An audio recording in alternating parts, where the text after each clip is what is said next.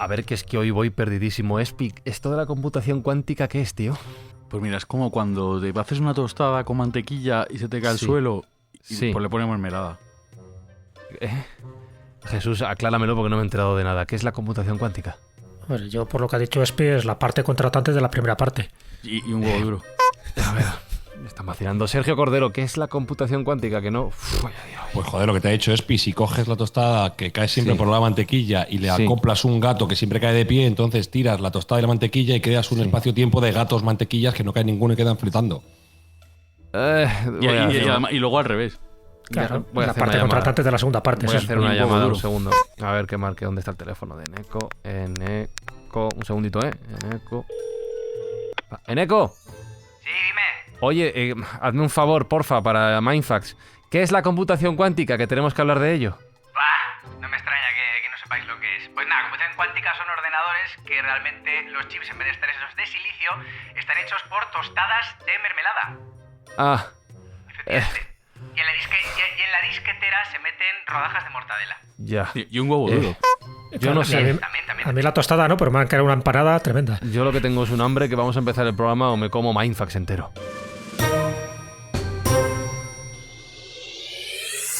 Buscamos los límites de la ciencia, el futuro de la tecnología, el alcance de la mente humana. Esto es Mindfacts. Bienvenidos a Mindfacts, donde cada semana buscamos los límites de la ciencia, de la tecnología y de cuánticas tonterías, podemos decir, en un programa.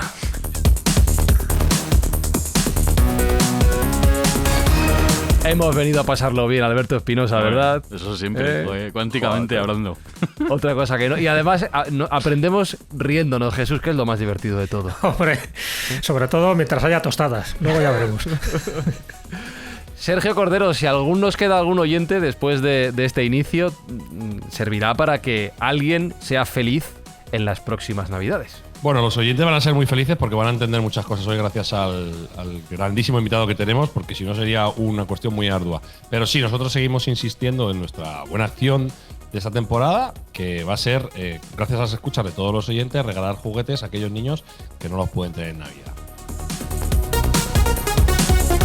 Así que gracias, por supuesto, por estar ahí una semana más. Y ahora sí, ya en serio, y a ver qué aprendemos esta semana. En Mindfacts hablamos de la computación cuántica. Y un huevo duro también.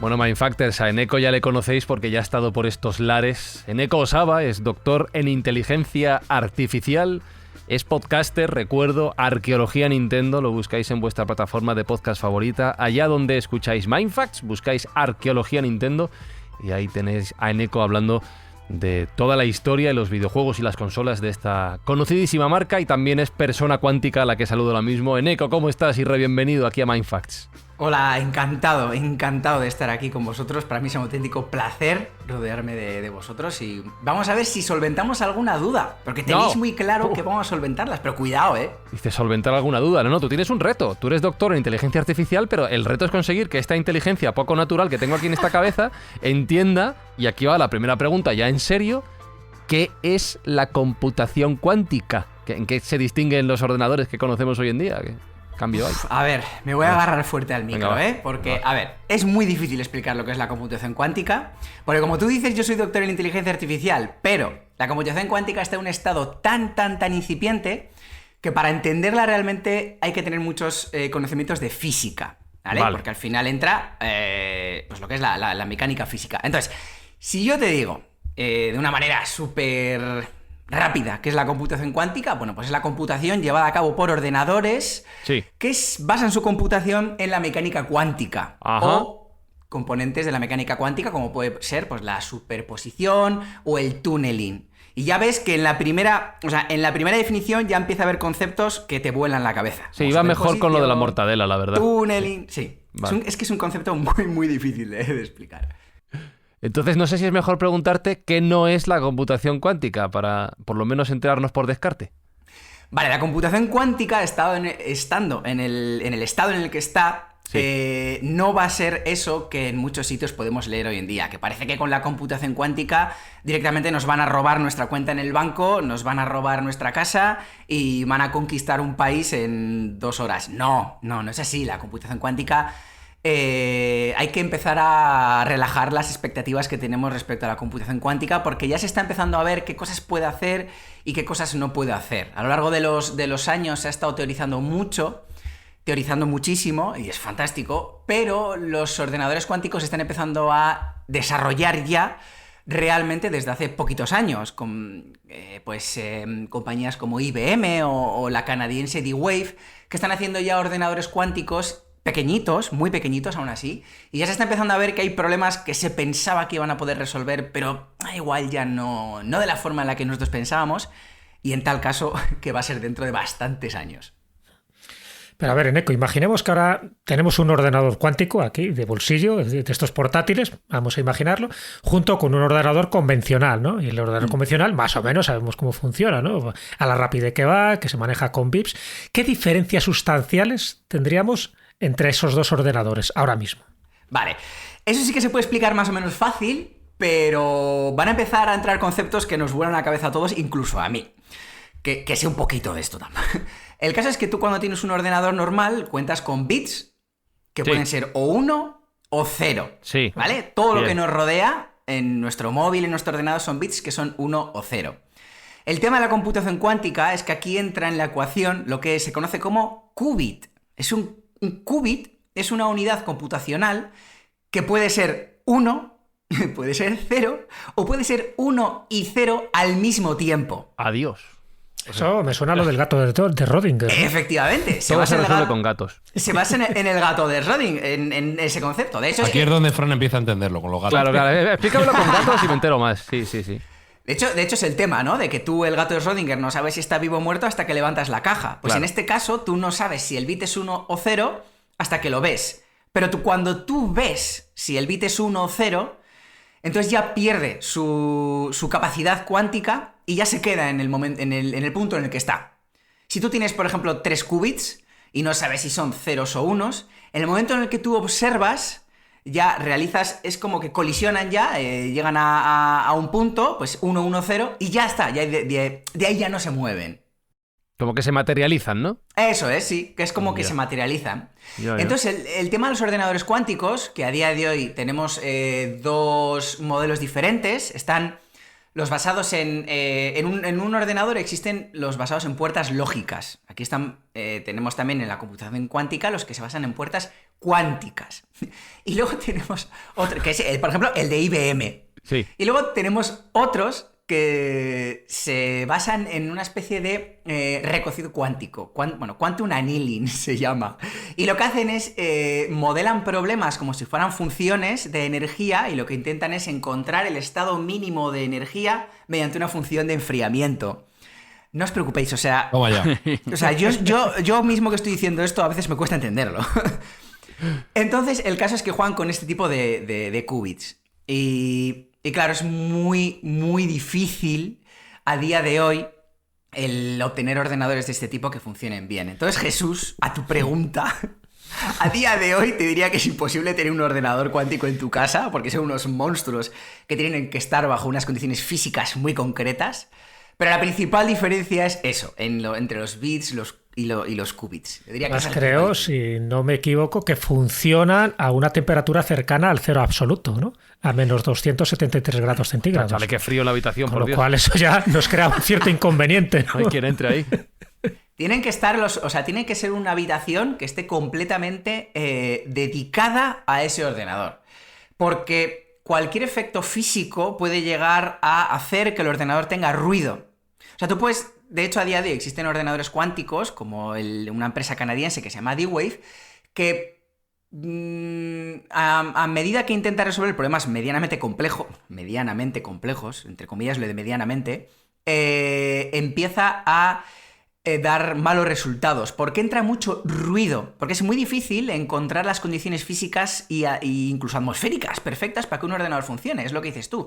Si está en un ordenador, si tú tienes el ordenador cuántico en una habitación y de repente entra el de mantenimiento, ¡ay, que me he olvidado aquí la caja de herramientas tal y cual! Mientras está realizando un proceso de computación, puedes estropeártelo. O sea, que te cambias del 0 al 1, o viceversa. Por ejemplo, te colapsa los qubits, se va todos por ahí, las puertas lógicas se abren y se cierran, y al final te puede estropear, ¿no? Es como que los ordenadores tienen que estar en un entorno muy, muy, muy, muy controlado. O sea, que si entonces son sensibles a las perturbaciones, al ruido, en un lugar sísmico, por ejemplo, cualquier movimiento sísmico podría también afectar al ordenador. Claro, podrían afectar. Sí que es cierto que ya se está empezando a hablar de ordenadores de sobremesa con computación cuántica, pero todavía queda tiempo para ello y hay que tener en cuenta que van a ser ordenadores...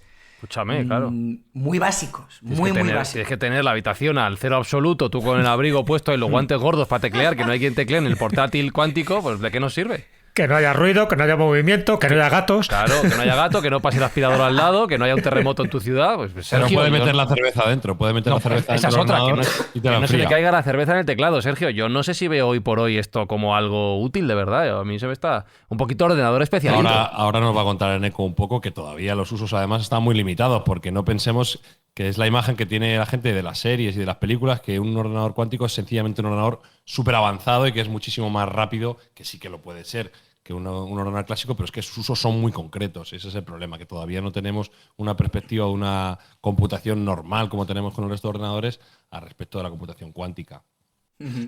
A ver, otro término de estos complicados. ¿Qué es la supremacía cuántica?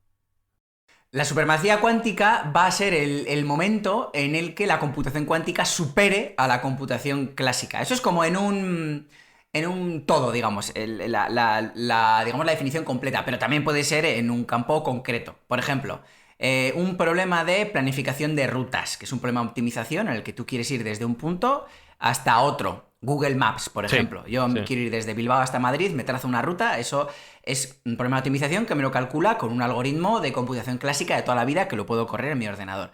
Entonces, en el momento en el que un ordenador cuántico pueda resolver de manera eficiente ese problema y se convierta en la alternativa real frente a la computación clásica, en ese momento diremos que, bueno, pues para esos problemas se ha obtenido la supremacía cuántica. Pero entiendo que por lo que nos estás contando todavía no hemos llegado a ese punto, o que se puede llegar a ese punto entre 1 y 0 y todos los contrarios. O sea, en algunos campos sí, en otros no, en otros un poquito, en otros más, en otros menos, ¿no? Sí, y va a costar mucho llegar a eso porque a día de hoy los ordenadores cuánticos, es lo que he dicho, ¿no? Están en un momento tan incipiente que o bien son muy pequeños o a nada que se hacen un poquito más grandes empiezan a generar muchos problemas de ruido. Y... por ejemplo, sí que es cierto, el tema de la computación cuántica es que ahora está muy de moda porque evidentemente tiene un potencial tremendo, que lo que se va a conseguir es resolver problemas que se resolvían antes, pero con una mayor rapidez, o incluso se está empezando a descubrir que si tú resuelves un problema con un ordenador clásico y resuelves el mismo problema de la misma manera con un ordenador cuántico, los ordenadores cuánticos son más verdes, es computación verde. Es más amigable con el medio ambiente. Entonces eso también puede ser que para un futuro sea una ventaja. Pero... bueno, sí, Jesús, creo que querías hablar. No, continúa, termina. A día a día hay muchos actores que están invirtiendo mucho dinero en esto. No, la pregunta que te quería hacer, a ver, yo de mecánica cuántica sé muy poco, pero en su momento cuando la estudié... para pasar el día. Para pasar el examen y poco más. Pero sí leí bastante sobre el entrelazamiento cuántico, ¿no? Cuando dos partículas están en conexión. Entiendo que el entrelazamiento cuántico también servirá para estos ordenadores cuánticos y que será uno de los fundamentos, me imagino. Claro, efectivamente. Eso lo que hace es que en función de lo que... o sea, aunque los qubits son difíciles de controlar, el tema de que tengas un entrelazamiento puede hacer que controlar lo que va a salir en un bit, en un qubit, cuando en otro qubit haya un valor. Es decir, puede ser 0 o 1, pero mediante el entrelazamiento yo sé que si esto es un 1, esto va a ser un 0, y que si esto es un 1 y un 0, el siguiente va a ser un 1. Entonces, mediante ese tipo de controles se puede llegar más fácil a una solución, efectivamente. Sí. Y luego me imagino que funciona por algoritmos también, ¿no? Como cualquier ordenador convencional, pero en este caso unos algoritmos mucho más desarrollados y sofisticados.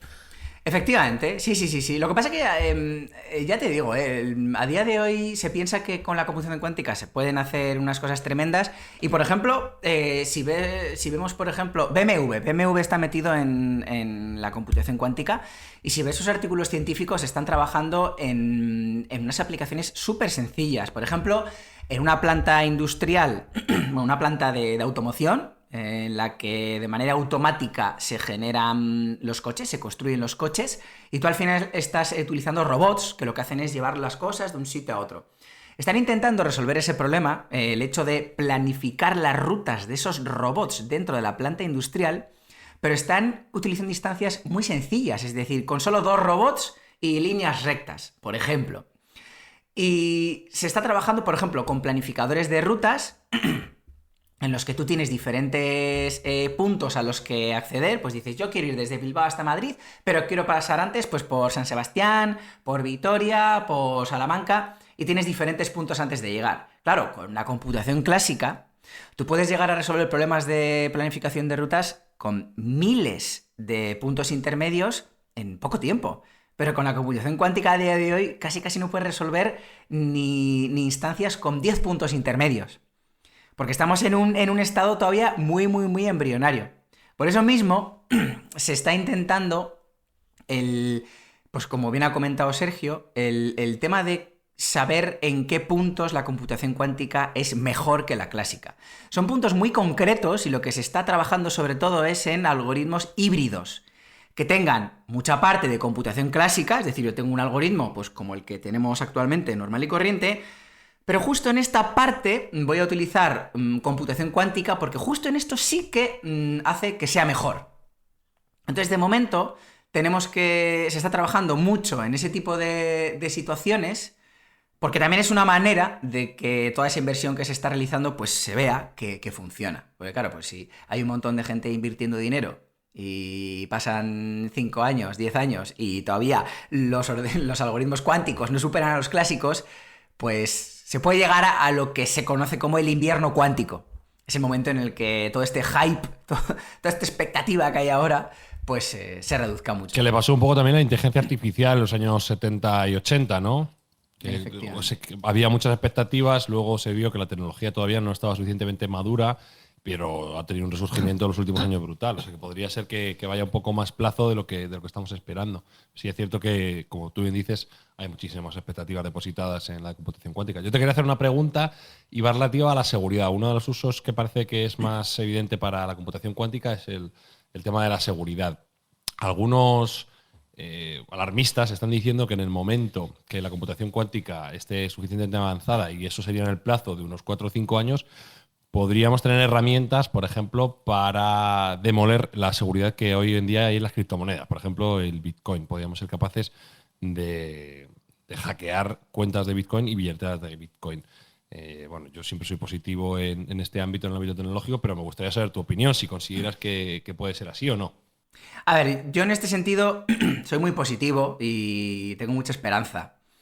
También es cierto que al final yo pues trabajo en Tecnalia, en un centro tecnológico en el que tengo un departamento al lado que se encarga de seguridad. Entonces yo espero que mis compañeros con temas de criptografía postcuántica y todo eso, que en eso ya sí que no controlo, pues también avancen, ¿no? Porque, claro, tenemos que tener en cuenta una cosa. Sí que es cierto que la gente es muy alarmista con el tema de la computación cuántica, porque es evidente que va a conseguir romper nuestros passwords, nuestras claves de una forma muy sencilla, pero es que eso ya pasa en la actualidad. Ya pasa porque, y nosotros lo hemos visto, y nosotros lo estamos viendo. Hace 15 años o 20 años, cuando yo tenía mi cuenta de Messenger, podías poner de clave, pues 4 unos, por ejemplo. Sí, ¿Qué es lo que 1, 2, pasa? 3, 4, que sigue siendo la contraseña más común. Por ejemplo, ¿qué es lo que pasa? Que esas contraseñas son muy sensibles a ser rotas, porque, joder, 1, 2, 3, 4 al final con un algoritmo que por fuerza bruta te calcule todas las soluciones del 0 al 9999, pues ya te rompe la clave. Claro, durante los últimos años hemos ido viendo cómo, de manera muy molesta, ahora ya te dicen, no, pues es que tu clave tiene que tener como mínimo 8 dígitos. Y además tiene que tener una mayúscula, una minúscula, un código alfanumérico, una almohadilla, tal.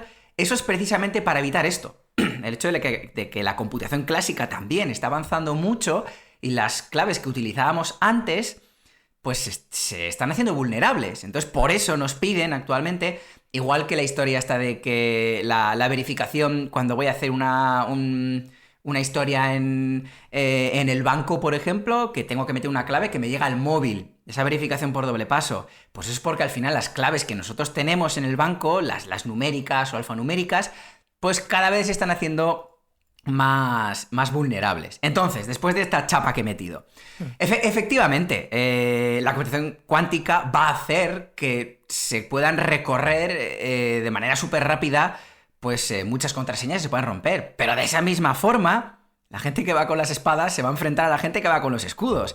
Se está haciendo mucha inversión también en seguridad, en criptografía postcuántica y en muchos campos. Porque está claro que la seguridad es uno de los campos en los que más interés hay a día de hoy con la computación cuántica, junto, por ejemplo, la economía, por ejemplo, también. Entonces, para cerrar esta primera parte del programa, Espi, me queda claro que a día de hoy, si tuviéramos un teléfono móvil cuántico, no tendríamos WhatsApp, habría que mandar SMS otra vez, estaríamos otra vez en eso. Nada de jugar a la Among Us o cosas de estas, otra vez el Snake, ¿vale? Snake tampoco le pongas muchos niveles porque no da para tanto. Y eso sí, el código PIN chungo de narices. Yo de momento es un poco bluff esto, ¿eh? Sí, de momento sí. O sea, ya lo ha dicho Eneco. El invierno cuántico, abrígate que hace frío. Frío de cero absoluto, porque esa es otra. Sí. Para manejar el móvil tienes que ir con el guantes que me imagino que harán guantes táctiles para móviles cuánticos, gordo, ¿no? Guantes, táctil gordo, un táctil guantes gordo. cuánticos. Se me está yendo la cabeza. Pon la música, por favor.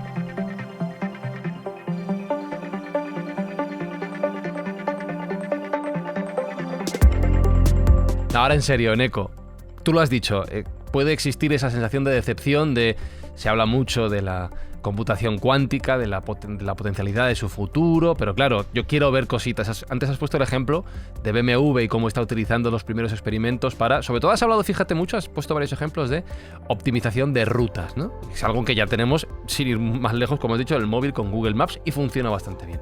Pero en este momento, en 2021, 2022, ya que estamos al borde de la esquina, ¿para qué se está utilizando la computación cuántica? ¿Para qué se está intentando desarrollar este sistema? A ver, a día de hoy, aplicaciones comerciales que estén utilizando computación cuántica hay muy pocas, por lo que he comentado, porque la computación, el paradigma todavía no está maduro, pero sí que se está haciendo mucho esfuerzo, por ejemplo, en el sector de las finanzas, de la economía. Hay muchos bancos que están apostando por esto y que están invirtiendo mucho. O sea, nosotros, por ejemplo, tenemos varios proyectos que estamos sacando con BBVA, por ejemplo, o Santander y todas estas entidades. Tampoco voy a hacer publicidad de ellas. El caso es que, por ejemplo, un problema en finanzas que se está desarrollando y se está solucionando con computación cuántica es el tema de la optimización de activos. Es decir, yo tengo un conjunto de acciones en las que yo puedo llegar a invertir y tengo un dinero. Entonces, en base a unas predicciones de por dónde pueden ir los tiros en la bolsa, dime en qué acciones tengo que invertir para poder obtener un beneficio. Poder tener un beneficio para luego pues venderlas y tal y cual. Pues ese problema, que se llama Portfolio Optimization, optimización de cartera de valores, pues ese problema se está resolviendo con la computación cuántica. Pero que se esté resolviendo con computación cuántica no quiere decir que sea más eficiente que la computación clásica. O sea, por lo menos en una aproximación puramente cuántica. Seguramente hay algoritmos híbridos que, utilizando una parte de computación cuántica, puedan llegar a mejorar a la computación clásica. Eso, seguro, 100%. Pero entiendo que si lo estés utilizando, dices de si hay algo, el potencial entendéis que es mucho mayor que la computación clásica, ¿no? Por eso se está investigando. Efectivamente, el potencial es mucho mayor porque se sabe a ciencia cierta y porque ya hay ejemplos de ello que se puede llegar a obtener ventajas, porque al final cuando tú estás resolviendo, es que esto es sobre todo para problemas de optimización, de momento, Sí. Y también de aprendizaje automático, el tema de predecir cosas y demás. Claro, tú cuando estás resolviendo un problema de optimización, el tema del problema es que tú tienes muchas opciones posibles. Es decir, vamos a pensar, por ejemplo, en el tema de las contraseñas. Uh-huh. Si tú tienes una contraseña de tu banco, por ejemplo, que de tu tarjeta, que puede ser desde 0000 hasta 9999, pues un ordenador clásico, en barrer todas las posibilidades, todo el espacio de soluciones, teniendo en cuenta que 0000 es una solución, 0001 es otra solución posible. Son 10.000 soluciones, claro. Eso es. Sí. Para recorrer todas, pues imagínate que tarda 2 segundos, por decirte una cosa que me parece hasta mucho. Pues claro, se sabe que con la computación cuántica, gracias a el fenómeno este de la superposición, de que un qubit puede estar en 1, 0 y tal y cual, bueno, pues ese proceso lo puede hacer mucho más rápido. Uh-huh. Entonces ahí está la ventaja, el hecho de que puedes recorrer espacios de soluciones, un espacio de soluciones en este caso, pues lo que he dicho, serían las 10.000 combinaciones, pues bueno, puedes recorrer espacios de soluciones de una manera más rápida. Claro, en un problema el que he comentado, de las claves del banco, pues solo, entre comillas, solo tienes 10.000 soluciones, o sea, 10.000 soluciones posibles. Sí. Pero cuando tú estás, por ejemplo, resolviendo un problema pues el que he dicho, de las acciones, el número de combinaciones es bestial. Y cuando tienes un planificador de rutas en el que quieres visitar 15 puntos, la posible combinación de la ruta, por qué ciudad pasas primero, después, tal y cual, también es increíblemente inmensa. Entonces, ahí en esos problemas es en los que se va a demostrar pues que la computación cuántica tiene sus ventajas. Y luego ya lo que comentaba antes de la computación verde, también es un factor que, bueno, también se tendrá en cuenta. Por poner un ejemplo de lo que estaba comentando Eneko más claro, Google, que está reclamando que ellos ya han alcanzado la supremacía cuántica, pues se pone un ejemplo en el cual, para hacer una factorización de números primos, que es uno de los usos que tiene la computación cuántica, un procesador de 54 qubits es capaz de hacer un sistema de calculación aleatoria en 3 minutos y 20 segundos. Bueno, pues el ordenador más potente del mundo, que es el IBM Summit, tardaría 10.000 años en hacer el mismo cálculo. Madre mía. Qué diferencia. Ahí os podéis hacer la idea de cuál es la escala entre computación cuántica y computación clásica. Efectivamente. No, lo que es evidente es que las dos ventajas claras es que es mucho más rápido y que acumula muchos más datos. O sea, eso ya son más que evidentes. Pero por lo que estás diciendo, esas aplicaciones prácticas, además de solucionar problemas de aprendizaje automático, además de romper sistemas de criptografía tal como los entendemos y crear unos nuevos, lo cual sería más complicado, ¿no?, descifrarlos, salvo que también tengas una máquina enigma, ¿no?, cuántica también para descifrarlos. Creo que también sirve para encontrar soluciones a problemas, por ejemplo, en medicina, ¿no?, o problemas de química, en fin, incluso para optimizar pues, los tratamientos mejores para un determinado enfermo. ¿Va a tener una aplicación directa con la medicina? Porque eso sí que daría un salto ahí tremendo y no solo para las finanzas. Sí, sin ninguna duda. Al final, en todos los problemas en los que haya un problema de optimización, son propensos para utilizar computación cuántica. Además, no quiere decir que que si para utilizar computación cuántica tengas que tener un ordenador cuántico ahí instalado. O sea, si por ejemplo, imagínate que un médico quiere hacer un diagnóstico mediante un problema de, pues, cruzando diferentes variables, ¿no?, un problema de optimización o de aprendizaje automático, y te quiere saber, pues, si tienes una enfermedad o lo que sea. No tiene por qué tener en su consulta un ordenador cuántico ahí puesto. No. O sea, puedes acceder. De hecho, nosotros actualmente, cuando resolvemos problemas de optimización cuántica, estamos accediendo a ordenadores que están fuera, que están en Canadá o que están en otras partes del mundo. Claro, en un futuro seguramente ese ordenador cuántico no está en Canadá, igual está en Bilbao o en Madrid, pero no quiere decir que tengas que acceder, que tengas que tener un ordenador cuántico. O sea, si tú quieres computar y hacer unos programas para utilizar computación cuántica, tú mismo, Jesús, podrías hacer un programa mañana mismo y acceder a un ordenador cuántico y hacer unos cálculos en un ordenador cuántico.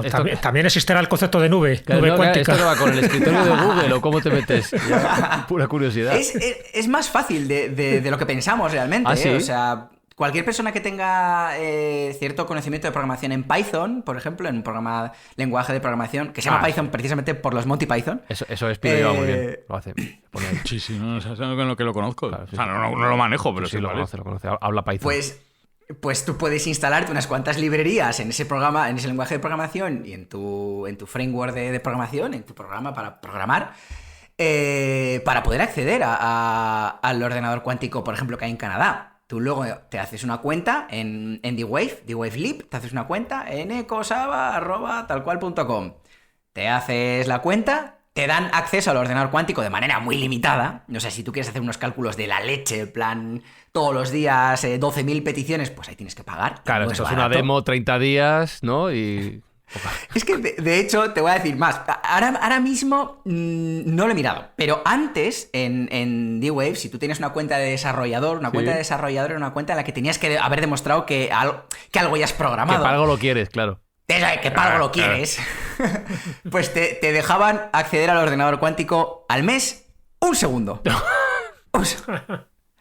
Claro, pero que cuidado, que con un segundo te da para hacer un montón de cálculos.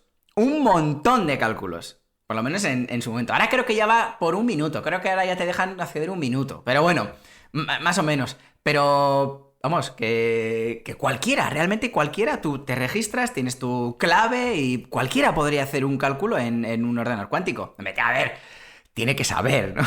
Más o menos de programar y tal. Pero cualquier programador que nos esté escuchando... Si queréis programar queréis acceder a un ordenador cuántico, aunque sea para hacer un Hello World, típico programa chorra, como quien dice, mañana puedes hacer. No, hombre, yo estaba pensando para editar podcast, Espi, te vendría muy bien, ¿no? Sí, joder, un segundo ahí, accedes un segundo al ordenador cuántico, todo el año editado. A Mindfab por segundo. Hombre, ya te digo, ¿no? Grabado y editado y todo, y con nuestras propias voces. Sí, claro, con inteligencia artificial. Oye, Neko, y viendo las implicaciones negativas que puede tener, ¿no? Las positivas están claras, ¿no? Todos los usos que se le puede dar en química, en finanzas, en medicina y miles de cosas más, ¿no? Incluso para invertir en bolsa, que también estaría bien. Bueno, en el año 2019 creo que se hizo ya el primer ordenador cuántico para uso comercial, ¿no? Además con un sistema de 20 qubits. Es decir, imagínate que al final un gobierno, incluso, bueno, pues una empresa privada, un multimillonario de estos estadounidenses, tiene por fin un supercomputador de estos cuánticos y no lo quiere compartir con nadie. Eso le daría poder, utilizando una especie de titular periodístico, ¿le daría el poder de controlar el mundo? O sea, sería como el poder que daba en la Guerra Fría, el ser capaz de desarrollar la bomba atómica. Pues bueno, a eso me refería. Pues digo, si tú tienes esa capacidad de almacenaje, de rapidez, de controlar un poco pues distintos procesos de almacenaje, bueno, pues no sé, no te da ese poder y lo puedes utilizar no para el bien, sino en este caso para el mal. A ver, puede ser. Me cuesta pensar. O sea, me cuesta llegar a esa conclusión porque ya hay muchos países que están trabajando en ello. Además, hay importantes empresas pues como IBM que está en muchos países. Entonces, a ver, ¿qué países podrían llegar a utilizarlo, digamos, desde el punto Corea de vista del Norte. ¿Tú ves a Corea del Norte con un computador cuántico? Con eso no. No, pero digo, han hecho países. Yo qué sé, Rusia. No tengo nada. Un MSX y un Spectrum tienen. Sí. A ver, Rusia, por ejemplo. Rusia, que no tengo nada en contra de los rusos, me caen genial. Pero sí que, por ejemplo, pues ahora hay como una guerra cibernética, ¿no? Entre Rusia, pues que dice que ataca a Estados Unidos un montón de veces con ataques cibernéticos. ¿Puede llegar a tener un ordenador cuántico más potente que Estados Unidos y que Europa? A ver, yo creo que no, pero también desde la perspectiva además de que nosotros, europeos, tontos de nosotros, pensamos que Europa y Estados Unidos pues es el bien. Y como Europa, Estados Unidos, Japón, algún país de estos seguramente sea el primero en tener una herramienta, la computación cuántica, la herramienta más potente, no creo que lo lleguen a usar para mal.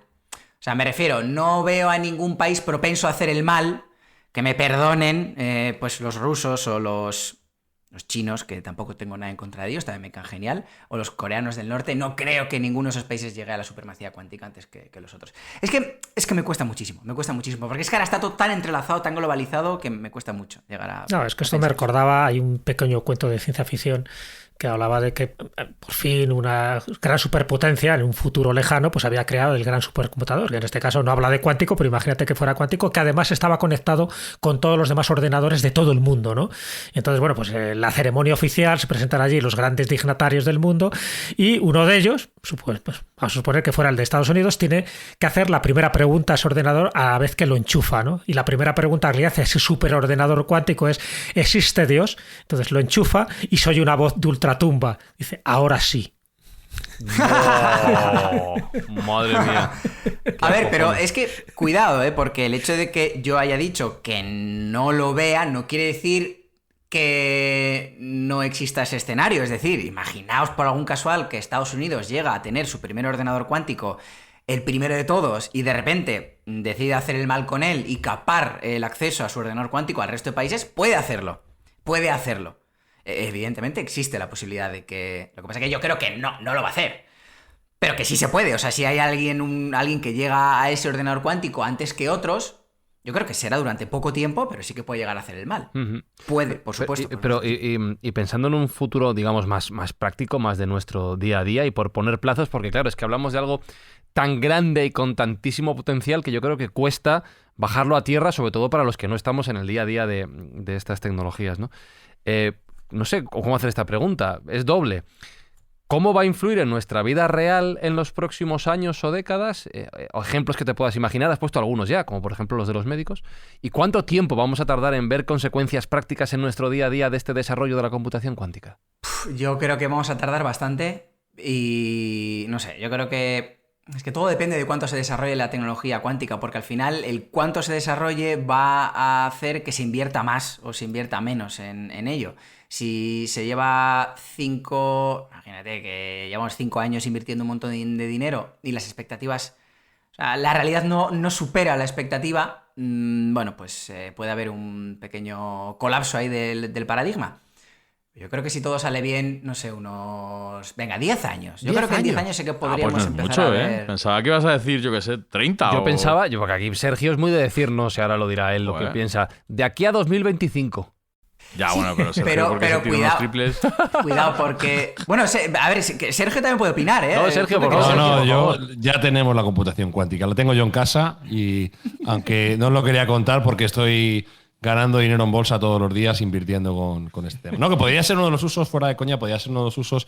Yo no creo que haya un país maluto que se haga con la supremacía cuántica y ataque al resto, pero sí creo que podría haber una entidad privada, en este caso financiera, que tuviese ocultamente un computador cuántico que fuese mucho más rápido que el resto para calcular y para computar ese output que pueden tener los mercados financieros y valerse de ellos secretamente. Eso sí sería un escenario que lo veo factible. Sí, yo también lo veo completamente factible.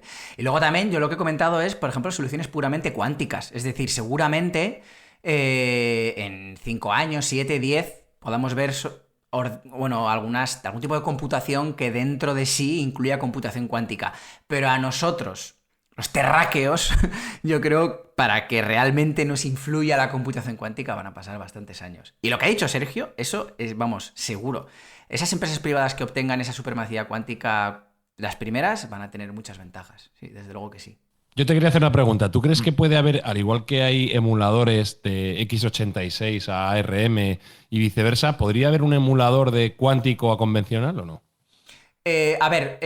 Bueno, si es lo que he entendido con esa pregunta, Fujitsu, por ejemplo, tiene ya hecho un ordenador cuántico digital. Es decir, es el Digital Annealer de Fujitsu, que realmente es un simulador. Es decir, tiene unos ordenadores súper potentes que pueden resolver problemas muy difíciles utilizando computación cuántica simulada. Pero no es realmente computación cuántica, es un simulador. ¿Para qué sirve trabajar con esos ordenadores? Bueno, pues porque son ordenadores que tú todo lo que hagas para el ordenador de Fujitsu luego puedes utilizarlo en un futuro para ordenadores cuánticos reales, porque va a ser realmente, es un simulador. Y bueno, pues porque actualmente esos ordenadores de Fujitsu ya pueden resolver problemas complejos. Y son buenos ordenadores, o sea que... Entonces, bueno, pero sí, o sea, ese tipo de simulación cuántica, simular un ordenador cuántico para cómo funciona mediante la computación clásica, sí que se... ¿Y al revés? ¿Que un ordenador cuántico en algún momento determinado simule un ordenador convencional? Es que me cuesta mucho pensar eso, Porque uno de los grandes problemas que tenemos... Claro, yo no vengo de la física, no, yo soy informático. Entonces, claro, el tema de la computación cuántica, lo que pasa es que no es tan sencillo como cojo la computación clásica y la adapto a la computación cuántica. No es tan sencillo como adaptar. Tienes que cambiar tu manera de pensar. O sea, todo lo que has hecho anteriormente vale para poco. Eso es. O sea, no puedes diseñar... Dices, imagínate, yo tengo un algoritmo genético para resolver este problema. Pues voy a ver cómo adapto este algoritmo genético a la computación cuántica. Vamos, que no le podemos poner Windows, ¿no? No vamos a poder poner Windows. Entonces, tienes que pensar diferente, tienes que cambiar tu manera de pensar y... Ostras, por eso cuesta tanto. A mí me cuesta muchísimo, porque yo de física ando perdidísimo. Yo, Jesús, no pasaría ni ese examen que has comentado de mecánica cuántica, física y tal. Yo lo pencaría. Oye, esto se podría relacionar con otro que se está hablando de cara al futuro, que todavía no está implementado, pero bueno, vamos camino a eso, que es eso que se llama el metaverso. ¿Podría estar relacionado y podría ser este tipo de ordenadores mucho más factibles para crear esos universos o mundos paralelos? Sí, yo diría que sí, porque al final un universo como el metaverso va a necesitar una capacidad de computación tremenda. O sea, el metaverso va a necesitar que todos estemos conectados, o sea, es que, claro, el metaverso va a ser... Es que es un universo paralelo. Entonces, la capacidad de computación que se va a necesitar ahí va a ser tremenda. Pero creo, y esto es una intuición mía, que el metaverso se va a desarrollar más rápido de lo que se desarrolla la computación cuántica. Entonces, seguramente todos los avances que se hagan actualmente en el tema del metaverso van a estar desarrollados sobre computación clásica. Y luego ya igual poco a poco se va metiendo la computación cuántica, pero no se va a empezar a diseñar todo esto del metaverso teniendo en cuenta que en un futuro vaya a haber computación cuántica, porque es lo que os cuento, ¿no? Son esquemas de computación diferentes. Entonces, en un futuro sí, pero no van a ir de la mano, porque yo creo que el metaverso es algo que va más rápido que la computación cuántica. Ahora, mira, voy a hacer un Mindfax dentro de Mindfax y un metaverso dentro del universo en el que estamos en este momento. Te voy a preguntar por tu opinión sobre el metaverso de Facebook, lo que se acaba de presentar, pero Mindfactors no lo vais a escuchar en este episodio, o sea, lo vamos a cortar y va a sonar en el próximo, ¿vale? Pero yo os lo voy diciendo para que vayáis luego al siguiente episodio que no está, que tenéis que esperar 7 días, o no, porque a lo mejor ya está. En fin, lo que vais a... Y ahora mientras Eneco contesta que va a sonar una música de ascensor... Eso lo decides tú, que eres el que edita, claro. Entonces, vale. Eneco, tú di la respuesta y ahora sonará otra cosa para la gente que nos esté escuchando. Vale.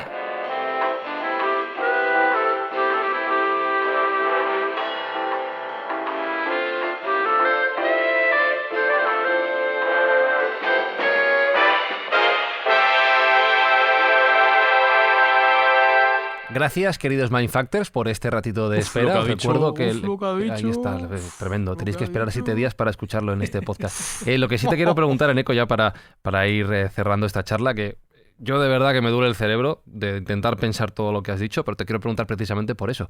Lo que nos trasladas es que ni siquiera los que estáis en el sector trabajando con estas herramientas, tú mismo has dicho, yo no soy físico, vengo de la informática, me cuesta mucho pensar algunas cosas, a vosotros también os revienta la cabeza todo lo que está pasando y entiendo que todo lo que estará por llegar con esta, no sé si llamarlo revolución o gran evolución. Sí, yo lo llamaría revolución. A mí me revienta la cabeza todos los días con la computación cuántica, porque porque es que hay que tener en cuenta que realmente para entender la computación cuántica a día de hoy tienes que bajar a niveles de física muy profundos. Tú actualmente en un ordenador clásico no tienes por qué conocer las tripas, te metes y ya está. Y seguramente en un futuro, dentro de 20 años, imagínate, pues cualquier programador, cuando se empieza a dar pues en las clases de informática lo que es la computación cuántica y esté ya completamente establecido, seguramente no tengas que conocer cómo funciona un ordenador cuántico por dentro perfectamente, y simplemente lo que sabrás es cómo usarlo. Yo soy programador, sé cómo usar mi ordenador clásico para programar algoritmos para resolver un problema, pero no sé cómo funciona realmente un ordenador clásico por dentro, ahí las tripas, entonces me revienta la cabeza todos los días. Entonces sí que es cierto que durante muchos años, como no se ha tenido acceso a ordenadores cuánticos, se ha estado teorizando mucho, y a día de hoy se está viendo que parte de esas teorías son ciertas, pero parte de esas otras teorías no se están cumpliendo. Es decir, oye, la computación clásica... O sea, siempre se ha dicho que la computación clásica iba a ser... Siempre se ha dicho que la computación cuántica iba a ser buena para resolver este problema, pero ha llegado el momento y hemos visto que no es tan buena. Pues eso está pasando. Está pasando. O decir, no, se ha obtenido la supremacía cuántica en este problema. Y al de 2 semanas, no, es que ha salido un algoritmo en computación clásica que ha ganado al cuántico. O sea que ya no hemos obtenido la supremacía cuántica. Entonces, estamos en ese momento en el campo, estamos en ese punto en el que no se sabe todavía. Tenemos claro que al final tiene un potencial tremendo, pero ¿hasta dónde va a llegar? Pues... Yo tengo un sueño húmedo que es personal. ¿Sueñas con ordenadores cuánticos? Sí, sueño con ordenadores cuánticos y con computación ilimitada. Y pienso que si tuviéramos esa capacidad de proceso ilimitado, uno de los usos interesantes que podría tener es simular el universo hacia atrás. Oh, igual. Con lo cual tendríamos el cronovisor que Jesús también maneja en nuestras manos y podíamos ir hacia cualquier punto del espacio y del tiempo en un momento determinado. Eso, Sergio, literalmente es un salto cuántico. Espi, ¿tú te has enterado de lo que se ha hablado hoy en el episodio? Porque yo de verdad que tengo un dolor de cabeza. No, te juro que no. Hoy no, yo estoy jodidísimo. Hay que escucharlo otra vez, Mindfactors, porque... Sí, me lo voy a poner 2 o 3 veces. Yo me lo voy a poner mientras duermo también, a ver si sueño con cosas húmedas, como dice Sergio. Pero, ¿los ordenadores cuánticos tienen teclado? Yo no lo sé, la impresora, ¿no? Esto es lo importante. Claro, no sé. O sea, ¿hay ratón y teclado? Nada, que dice que no tiene teclado y ratón. No. Tiene un enchufe muy fino. Y igual entra la persona de la limpieza a limpiar la sala y te lo desenchufa. Y todo el mundo ya no puede acceder al ordenador de D-Wave. No. Yo creo que teclado no tienen. Ni ratón, ni impresora, ni escáner tampoco. Y se cuelgan, que eso es importante. ¿Sabe un pantallazo azul? un cuelgue cuántico, tela. Algún pantallazo azul seguro que ha salido. Sí. O igual algún pájaro o algo que ha entrado en esa habitación y se ha chocado contra el ordenador o algo. Imagínate que te dice el ordenador cuántico, ¿me he colgado o no me he colgado? O a la vez me he colgado y no me he colgado. O sea, claro. Que reiníciame, pero no me reinicies. Pues bueno, entra en la sala. ¿Me he colgado o no me he colgado? Entra en la sala y ya verás lo que pasa. Y cuando entras... Acabamos colgados. Y cuando entras, colgados nosotros. Te agrede físicamente. Sí. Qué terrible. Este es el futuro, ¿vale? De los ordenadores. Cada uno que elija lo que quiera en función de lo que pueda. Eneko Saba nos lo ha explicado. Recuerdo que es doctor en inteligencia artificial. Ya veis que sabe un montón de esto, pero que además... le podéis seguir escuchando en Arqueología Nintendo, porque algún día Nintendo sacará su primera videoconsola cuántica, donde Super Mario estará y no estará a la vez, y tú podrás estar en varios sitios y no estar en ninguno, y entonces Eneko te lo contará en Arqueología Nintendo, pero cuando ya haya pasado. Y cuando ya haya pasado, espero que no sea Eneko dentro de 20 años, como has mencionado, sino que volvamos a escucharnos en Mindfax dentro de menos tiempo, o que algún día tengamos una computadora que sea capaz de simular el futuro y el pasado de... Bueno, Eneko, que gracias. No me he enterado, pero muchísimas gracias. Yo tampoco. Porque para mí es un auténtico placer estar aquí. Espero que Nintendo no implemente consolas cuánticas, porque si no va a valer un pastón. Y no, prefiero seguir teniendo consolas y dinero.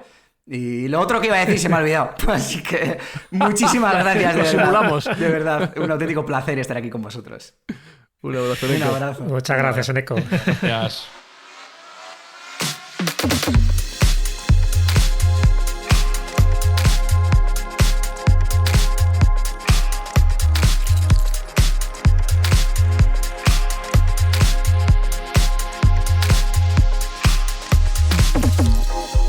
Espi, yo creo que este programa es una simulación en sí misma. O sea, no. Ya, tío, estaba pensando que esto entronca completamente con el primero. Sí. Con el primer Mindfacts. Sí, vivimos en una simulación. ¿Tú crees que vivimos en un ordenador cuántico gigante? Podría ser. Pero entonces... Yo es que me he quedado loco que no tengan teclado y ratón, tío. Entonces, es que no entonces sé. ¿la cerveza es real? ¿Está y no está? ¿O cómo es eso? Cerveza real siempre. Ah, vale. Cerveza real siempre.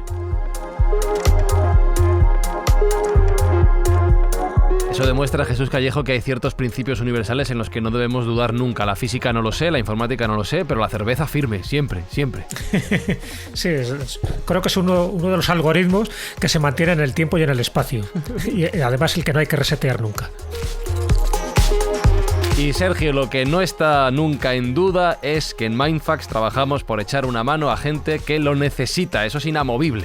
Lo que no es una simulación, lo que es real es que nosotros queremos hacer el bien. Gracias a los oyentes de Mindfacts vamos a hacer una aportación de juguetes a los niños que les harán falta en Navidades, aquellos que no lo puedan permitirse. Con lo cual, muchas gracias a todos por escucharnos y por este apoyo que nos están dando. Bueno, queridos Mindfactors, dejad vuestros comentarios, por favor, en la plataforma de podcast donde nos escuchéis, en Twitter, @Mindfax_. Yo voy a ver si encuentro una aspirina o algo, ¿vale? Saludos, besos, abrazos de Fran y Zuzquiza. La semana que viene volvemos o no, o puede que salgan varios a la vez, puede que no haya podcast o que nunca hayamos existido, no lo sé. Sube la música, es que me duele la cabeza un montón, yo no puedo más. Mindfacts llega cada semana a tus oídos a través de Spotify, Apple Podcast, iVoox, Google Podcast o tu aplicación favorita. Búscanos en redes sociales. Somos Mindfacts. El determinismo será extraño, pero también es hermoso. Una parte minúscula de la información puede proporcionártela toda. El estado de cada partícula depende del estado de las partículas que la rodean. Si entiendes el estado de una, entiendes el estado de las demás. Si lo extrapolas, descubrirás el estado de todas.